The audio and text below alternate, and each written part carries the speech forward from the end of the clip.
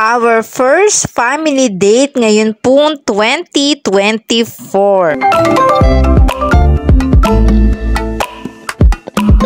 Hello friendly people! Good day po sa inyong lahat. For today's video, it's our family first date here at Savory Classic. Ito nga pala yung mga food na in-order po ng aking kapatid at kami na naman pong muli ay magkakaroon po ng family bonding at syempre get together ngayon pong 2024. Nakakatuwa lang kasi ito yung sumahod yung aking anak at siya po ay nag-invite sa amin para kami pong lahat ay lumabas at mag-celebrate na rin ng aming Happy New Year. At ito yung aming family bonding dito sa Savory Flavor SM Cabanatuan. Thank you for watching!